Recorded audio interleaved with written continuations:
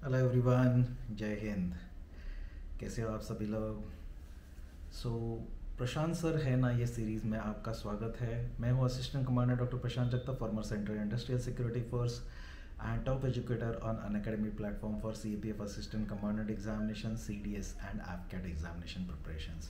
I am also best-selling author for CAPF Assistant Commandant Examination preparation books. And मेरा CISF में 5 साल का as an assistant commandant serving का experience है। UPC CAPF 2012 batch का मैं ऑफिसर हूँ। 2014 से 19 तक सर्व कर चुका हूँ। मुझे 2 कमेंडेशन मिल चुके हैं और aviation security, VIP security, 2 commando courses including special task force commando, disaster management, cyber security, इसमें मैंने कोर्सेस CISF में कंडक्ट किए हैं। By qualification, I am MBBS from Government Medical College. I also worked into other Class 1 gazetted jobs related to medical fields. और मैं masters मैंने complete किया है MA in Psychology from IGNOU and MA in Security and Defense Laws from NALSA law university. तो ये जो series है प्रशांत sir है ना, ये सीरीज़ में आज हम लोग बात करेंगे कि CAPF में, सेंट्रल आर्म पुलिस फोर्सेस में असिस्टेंट कमांडेंट क्यों बनना चाहिए और उसके क्या क्या बेनिफिट रहते हैं। बेसिकली असिस्टेंट कमांडेंट पोस्ट क्या रहता है और इसमें क्यों बनना चाहिए। तो दोस्तों, मैं आपका स्वागत करता हूँ और पहले हम लोग डिस्कस करते हैं सेंट्रल आर्म पुलिस फोर्सेस क्या है। तो सेंट्रल आर्म पुलिस फोर्सेस को पहले 2011 से पहले इनको सेंट्रल पैरामिलिट्री फोर्सेस या CPMF बोला जाता था। इनको पहले पैरामिलिट्री फोर्सेस भी बोला जाता था। इसमें central industrial security force, border security force जो इंडिया पाकिस्तान बॉर्डर गार्ड करता है, ITBP Indo Tibetan border police जो इंडिया चाइना बॉर्डर गार्ड करता है, सशस्त्र सीमा बल नेपाल और भूटान बॉर्डर गार्ड करता है ये, और सेंट्रल इंडस्ट्रियल सिक्योरिटी फोर्स जैसे मैंने बताया ये नेशनल वाइटल इंस्टॉलेशंस को गार्ड करता है, और सेंट्रल रिजर्व पुलिस फोर्स जो इंडिया के सारे इंटरनल सिक्योरिटी प्रॉब्लम से डील करता है including elections and internal security, Naxalism, Jammu and Kashmir militancy and north eastern insurgency. तो ये सेंट्रल आर्म पुलिस फोर्सेस के लिए डायरेक्ट रिक्रूटमेंट होता है। इसके साथ साथ अभी आसाम राइफल्स को भी सेंट्रल आर्म पुलिस फोर्सेस में क्लासिफाई किया गया है और नेशनल सिक्योरिटी गार्ड्स को भी इसमें ही क्लासिफाई किया गया है। तो सेंट्रल आर्म पुलिस फोर्सेस का जो रिक्रूटमेंट होता है, आप NSG, SPG या आसाम राइफल्स में डायरेक्ट ऑफिसर करके रिक्रूट नहीं होते, आप डिप्यूटेशन के थ्रू जाते हो। लेकिन बाकी के CISF, BSF, ITBP, SSB, CRPF में, इसमें आप ऑफिसर रैंक में डायरेक्ट भर्ती हो सकते हो, जिसको असिस्टेंट कमांडेंट जो कैप्टन इक्विवेलेंट रैंक है ये बोला जाता है। तो जब भी आप कैप्टन इक्विवेलेंट रैंक में जाते हो, it is Class 1 gazetted and commission officer post, और ये सारे के सारे परमानेंट कमीशन से, unlike short service commission into OTA जैसे या फिर AFCAT के थ्रू जो शॉर्ट सर्विस कमीशन रहता है वैसा नहीं है। मतलब ये नौकरी परमानेंट 60 साल की नौकरी है, बीच में नहीं निकाली जाने वाली Class 1 गैजेटेड नौकरी है, जिसमें प्रमोशन के एवेन्यूज बहुत अच्छे हैं। इसीलिए आपने सेंट्रल आर्म पुलिस फोर्सेस में असिस्टेंट कमांडेंट करके ज्वाइन होना चाहिए।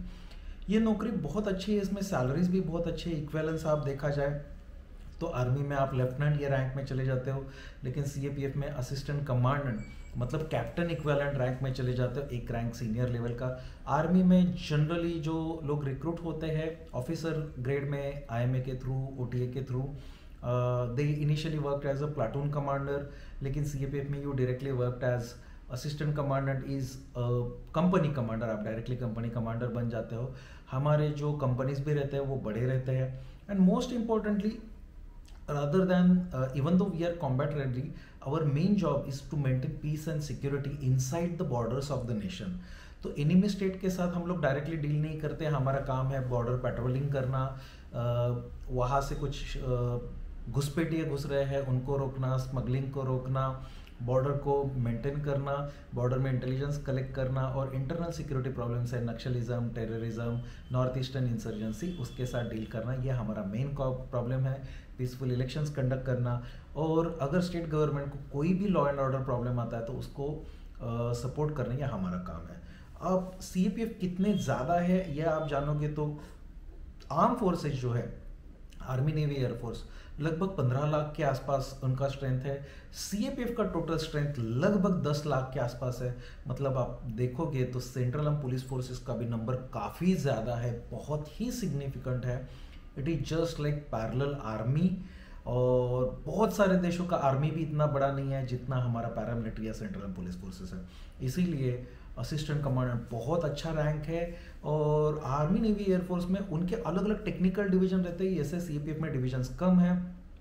सीपीएफ में जब आप असिस्टेंट कमांडेंट बनते हो तो आपको बहुत वैरिड अपॉर्चुनिटीज़ मिलते हैं। जैसे कि आर्मी में अगर आप आर्टिलरी डिवीजन में जाते हो तो आर्टिलरी में ही रहते हो और आर्टिलरी में ही रिटायर हो जाते हो। सिग्नल्स में जाते हो तो सिग्नल्स में ही सर्व करते हो, सिग्नल्स में ही रिटायर हो जाते हो। सीपीएफ में वैसा नहीं है। सीपीएफ में जब असिस्टेंट कमांडेंट बन जाते हो तो आप इंटेलिजेंस में भी जा सकते हो, आप एडमिनिस्ट्रेशन में भी रह सकते हो, आप आर्टिलरी में भी जा सकते हो जहाँ पे बीएसएफ वगैरह में आर्टिलरी डिवीजन भी होता है। आप यहाँ पे लीगल डिपार्टमेंट में भी जा सकते हो, आप यहाँ पे कंपनी कमांडर बन के भी रह सकते हो। आप यहाँ पे अलग अलग बाकी की जो पोजीशंस है जैसे क्वार्टर मास्टर, अलग अलग चार्जेस में भी जा सकते हो, एमटी के चार्जेस है।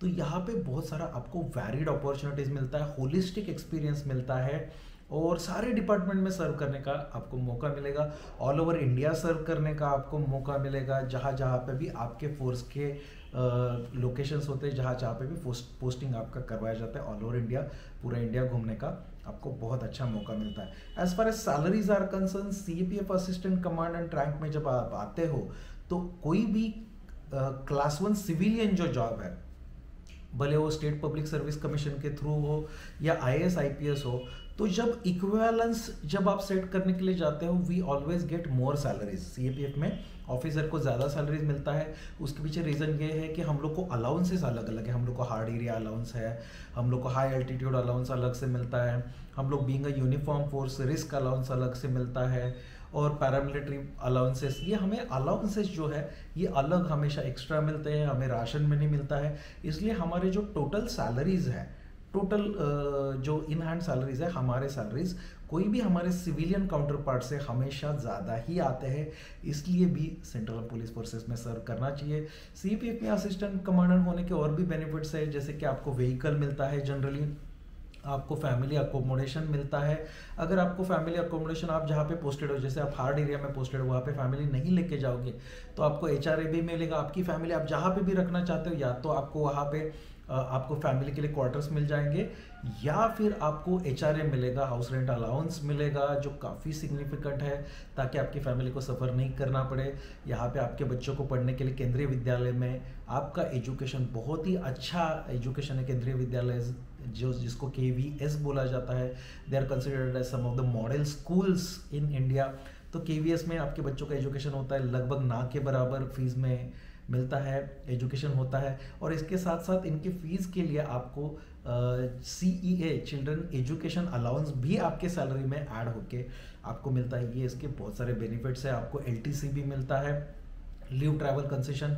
साल में एक बार आपके पूरे फैमिली के साथ घर में जाके वापस आने के लिए, आप असिस्टेंट कमांडेंट हो, आपकी फैमिली में आते हैं आपकी पत्नी या आपके पति जो आपके ऊपर डिपेंडेंट है, इसके साथ आते हैं आपके 2 बच्चे और आपके माता पिता जो आपके सर्विस बुक में रिकॉर्ड है। ये सारे लोगों को फ्लाइट में आने जाने का खर्चा सरकार साल में एक बार करेगा। हर 3 साल में ऑल ओवर इंडिया टूर में आप इंडिया में कहीं पे भी जाके घूमने जाके आने का खर्चा जो है, फ्लाइट का खर्चा सरकार करेगा। तो ये सारे बेनिफिट्स, आपको बहुत सारे बेनिफिट्स है। इसके साथ साथ आप डिप्यूटेशन पे भी जा सकते हो, इंटेलिजेंस ब्यूरो में जा सकते हो, आप रॉ में जा सकते हो, आप NCB नारकोटिक्स कंट्रोल ब्यूरो में जा सकते हो, आप CBI में जा सकते हो। इसके साथ साथ BPRND bureau police research and development, उसमें आप जा सकते हो। नीति आयोग में आप जा सकते हो। आप मिनिस्ट्री या मिनिस्टर में कोई भी मिनिस्टर के आप एज अ एडवाइज़र करके जा सकते हो। कोई भी कमिटीज़ है उसमें भी आपको लिया जाता है। आप स्टेट गवर्नमेंट में भी डिप्यूटेशन के लिए जा सकते हो। और भी कई एजेंसीज है, जैसे UN पीस कीपिंग फोर्सेस में आप जा सकते हो। तो बहुत सारा डिप्यूटेशन पे जाने के लिए भी बहुत सारा आपके पास अपॉर्चुनिटीज़ है। NIA में जा सकते हो, मेरे कुछ बैचमेट्स अभी NIA में है, SPG में है, NSG में है। तो आप ये सारी जगह पे डिप्यूटेशन पे जा सकते हो, जो आपकी पर्सनालिटी को बढ़ाएगा। आपको एक्स्ट्रा सैलरी भी, आपको वहाँ पे अलाउंसेस मिलता है। तो ये बेनिफिट्स आपको CPF में असिस्टेंट कमांडेंट बनने के बाद बहुत सारे बेनिफिट है। एंड अपार्ट फ्रॉम दिस, अगर आप बीच में कहीं पे जॉब से मोनोटोनस हो गए या आपको जॉब छोड़ने का मन किया, तो you simply need to understand 5 साल की नौकरी के बाद आपको प्राइवेट में बहुत अच्छा सैलरी मिलता है। तो आप देखोगे सीपीएफ का मेनली एट्रिशन रेट जो है, it is not because people are frustrated into the job, it is because people are getting, CPF officer are getting far better salaries in private sector because of their experience. So एक आदमी है जो जिसने BA किया है, BSc किया है, जिसको बाहर अभी फिलहाल जॉब नहीं है या जॉब किया तो 8-10 हज़ार, 15 हज़ार, 20 हज़ार का जॉब करना पड़ेगा। जब वो असिस्टेंट कमांडेंट बन जाता है और 5 साल सर्व करता है, तो 5 साल में उसका सैलरी लगभग 1,50,000 के आसपास जा सकता है। अलग अलग अलाउंसेस पकड़ के 1 लाख से 1,50,000 सैलरी उसका रहेगा।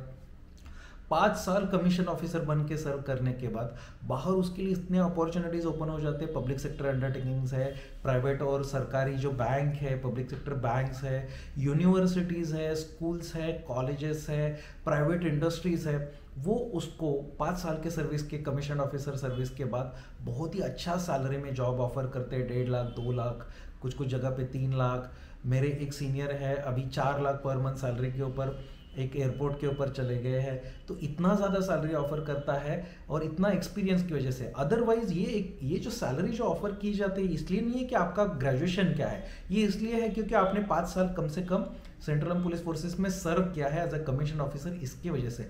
तो this is the main reason why officer level people are quitting the forces, not otherwise. जवान लोग लेवल के जो भर्ती हुए हैं जवान हमारे सीपीएफ के, वो जॉब ज़्यादा नहीं छोड़ रहे, ना ही सब इंस्पेक्टर लेवल के जॉब छोड़ रहे। जो ऑफिसर है वो उनके पास अपॉर्चुनिटी आने के बाद जॉब छोड़ देते हैं। और इसका जो बॉन्ड है वो छोटा है, 10 साल का ही सर्विस बॉन्ड है, इसीलिए ये अपॉर्चुनिटीज की वजह से। तो आपके पास अदरवाइज अल्सो आप कुछ दिन, कुछ साल तक, 5 साल, 10 साल, जैसे मैंने 5 साल किया, 10 साल सर्व करने के बाद आप बाहर भी जाना चाहते हो, तो आपको बहुत ही अच्छा अपॉर्चुनिटीज़ है, अच्छा करियर अपॉर्चुनिटीज़ है, अच्छे जॉब्स अवेलेबल है।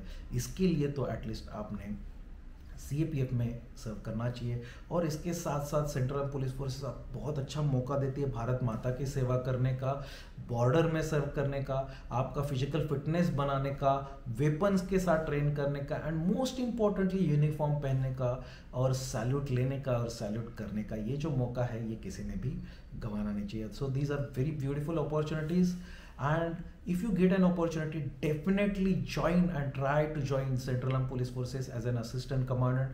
वर्दी पहनने का मौका ये कभी मत गवाइएगा। अगर आप सीपीएफ में असिस्टेंट कमांडेंट बनना चाहते हो या सीडीएस एफकेट प्रिपेयर कर रहे हो, आर्म फोर्सेस में ऑफिसर बनना चाहते हो, हमारे साथ अनअकैडमी के ऊपर आप प्रिपरेशन कर सकते हो। अनअकैडमी के टॉप एजुकेटर्स हमेशा मेरी तरह आपके साथ रहेंगे। इसके लिए अनअकैडमी पे आप सब्सक्रिप्शन ले सकते हो। और अनअकैडमी के ऊपर अभी नए बैचेस में बहुत सारा डिस्काउंट भी चल रहा है। ये डिस्काउंट पाने के लिए you can use referral code Prashant YT10 PRASHANT YT10। इससे आपको ढेर सारा डिस्काउंट भी मिलेगा और हमारे साथ मिलकर आप प्रिपरेशन भी कर सकते हैं। अगर आपको मेरा ये वीडियो अच्छा लगा और आपके कुछ डाउट्स है इसके बारे में, या कोई भी डिफेंस के बारे में, करियर के बारे में, अपॉर्चुनिटीज़ के बारे में आपको डाउट्स है, ये डाउट्स आप मुझे पूछ सकते हैं क्योंकि प्रशांत सर है ना। और ये डाउट्स आप कमेंट सेक्शन में डाल दीजिए। ये डाउट के लिए क्लैरिफाई करने के लिए मैं नया वीडियो पक्का बनाऊंगा। ये सीरीज़ अभी रेगुलर चलने वाला है, डेली इसमें वीडियोस आते जाएंगे। तो अगर आपको वीडियो अच्छा लगता है तो प्लीज़ आप इसको लाइक कर दीजिएगा, इसको शेयर कर दीजिएगा और हमारे चैनल को सब्सक्राइब कर दीजिएगा। Thank you very much. जय हिंद।